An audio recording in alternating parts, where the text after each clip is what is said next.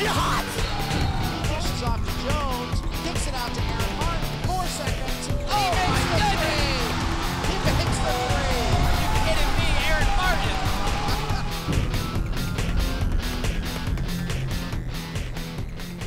Welcome to a special tournament edition of Wildcat Week.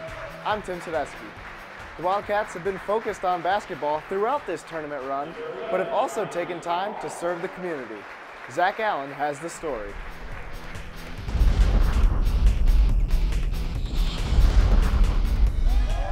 The Wildcats and 7 other teams in the NAIA tournament experienced something unique: to play with players from the champion athletes in the theater center. These individuals participated in drills as team members cheered for every shot that went up. Head coach Greg Tonigal thinks these opportunities bring the team closer together. I think it's probably the most underrated thing about team success is the type of unity you have off the court. How much time do your guys spend together? What do they do together? The champion athletes create sporting activities for people with special needs, and let them have opportunities like the athletes in the national tournament. Sophomore Aaron Murray enjoyed the experience he got to share with his fellow teammates. Yeah, I think it's an awesome opportunity coming out here working with these kids and adults too. It was fun. Like sometimes I think we can get caught up in like the basketball, getting all about ourselves. We have to win, and I think this just really helps us put it back into perspective that winning's great, but it's about people's lives, and so it was awesome to be able to hang out with these people. One champion athlete named Michael had a difficult challenge when playing basketball. Michael's blind, but he's become a really good shooter. So what I would do is I would stand under the basket, right under the basket, and I would talk to him and call his name and tell him where I was. And he could make layups that way, just tell him when to let go of the ball. But what was cooler for me is he made three. He made a three. They were like, you just got to stand in the basket, talk to him, he'll line it up, and he'll shoot it. And he switched it. It was unreal. It was so cool. The champion athletes had smiles throughout the time they shared with the players. But the best part of an event like this is everyone coming together as one. For Wildcat Central, I'm Zach Allen.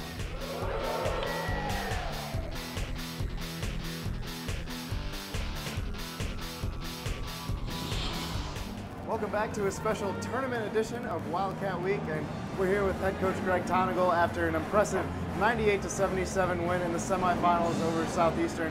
First of all, congratulations, coach. Did you expect that big of a win in a semifinal game? You never know what to expect.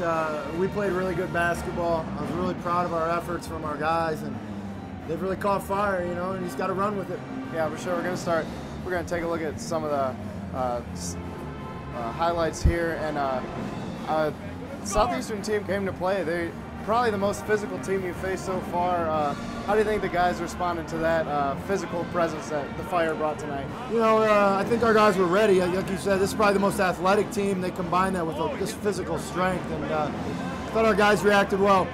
Our bigs were, for the entire game, was Lane and Nate, 2 freshmen in a quarterfinal game like this, or a national semifinal game, just battling, and those guys were physical all game long, and we ended up dominating the board. So a lot has to be said about the efforts of our 2 freshman post players. Yeah, and they were going against one of the best bigs you've seen all year in Tim Mitchell, big, strong, down low in the post, and they just did a great job of defending him and performing on the offensive end. You see there, Jordan hitting the shots. You guys were absolutely on fire tonight from 3, and it seems like every game you guys are consistently getting better and better on the offensive end. What did you think of that tonight?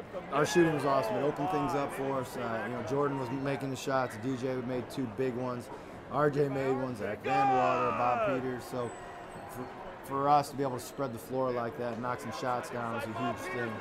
Yeah, and one of the big stories of this game was that RJ Mahiran got into foul trouble. Again, kind of tough calls. It could have gone either way, really, but you guys still performed well, even with RJ sitting on the bench for most of the game. Yeah, I mean, if you would have told me he'd play 14 minutes and we'd win by 20, I'd say there's probably 0 chance of that happening. But the depth of this team, guys just keep stepping up and fulfilling roles. Yeah, for sure. You see there Tyler with the drive, and it was just a great all-around effort, especially your bench continue. I think that's what separates you guys from the whole rest of the field here in Branson is that you guys have the deepest bench out of any team here.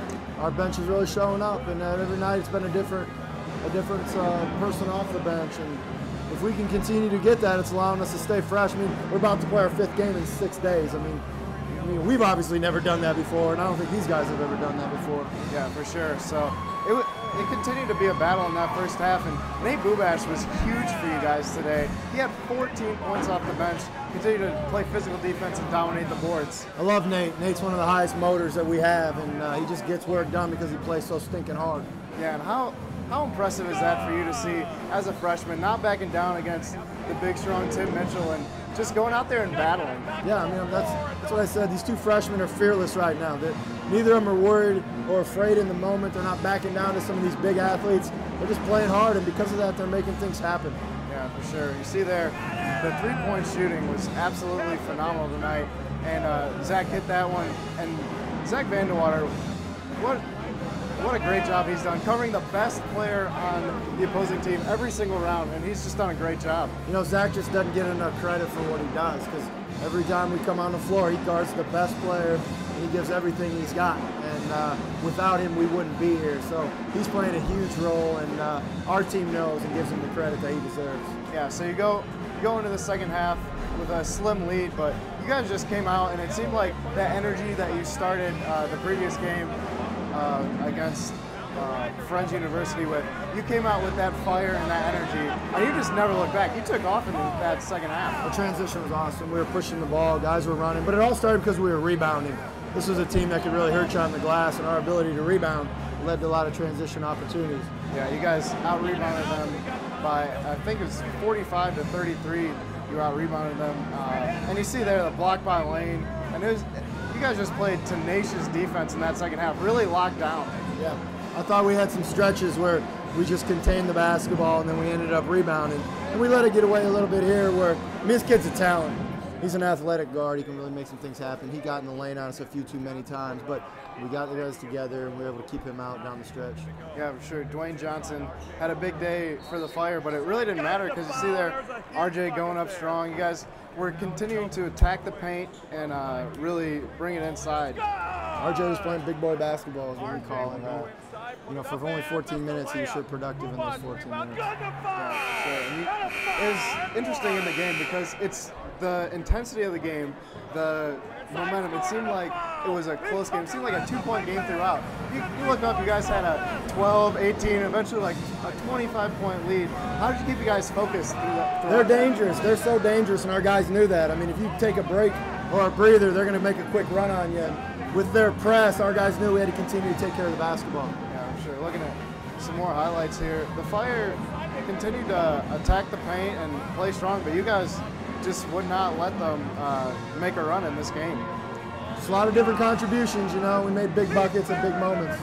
Yeah, and what can you say about Jordan Widener continuing? He kind of had that off game in the first round against Reinhardt, but he has continued to be solid and just create big points for you. The kid doesn't want his college career to end, you know. How can you blame him? But he's doing so much to make sure that doesn't happen. Yeah. You continue to look at some of these highlights here. You see there, Dwayne Johnson. He really did have a big game, but you guys were able to continue to keep battling and keep scoring, and you guys ended up with the win. We didn't let the other guys go off on us. Yeah, I just thought one really important thing for this game was the bench not backing down.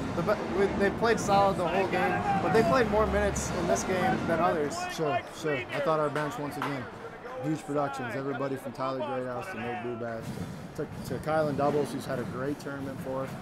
And I'm telling you, Bob Peters, in my mind, continues to be the best freshman out here at the national tournament. Yeah, for sure. Well, congratulations on the win, Coach. Once again, the Wildcats defeated Southeastern University Fire by a final score of 98-77, and they will play in their first ever national championship game tomorrow night at 7, and you can catch that game on ESPN3.com. Thanks for watching Wildcat Week. I'm Tim Tedeschi.